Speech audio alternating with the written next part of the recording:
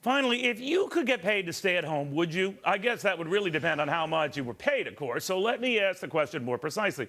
If you could get paid as much or more as you do at work, but you do not have to go to work, you get paid just the same sitting home on a couch, what would compel you to get off that couch? Well, probably a lot, and certainly a lot more pay. So no wonder when welfare and other key benefits are now averaging well north of $38,000 in some locales, so many are staying at home in those locales. Who can blame them? They're not lazy, but they can do math. And the math makes it hard to argue ever leaving home. Such are the findings of a Cato Institute study into benefit programs, such as welfare. They've gotten to the point that while they hardly make any of their recipients rich, they're rich enough not to make many of them want to leave home. That's the state of welfare in America, a program that started as a temporary lift to those in need, now an increasingly enriching and intoxicating benefit that is very hard to leave.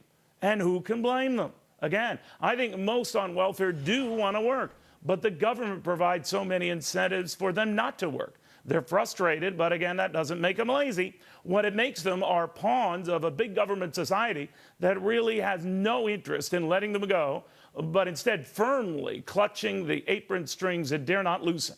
There is something very wrong with a society that places more emphasis on benefits than it does on jobs. Obviously, when times are tough, it's understandable, but without a limit, its abuse is also understandable.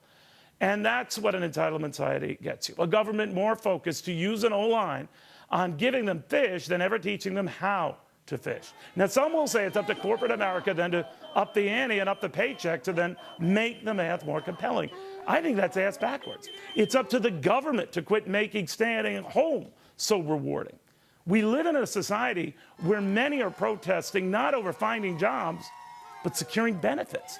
Not over a check for a good day's work, but a benefit that slowly chips away at our desire to work. You know, many say, Neil, it's very callous to put a time limit on those in need.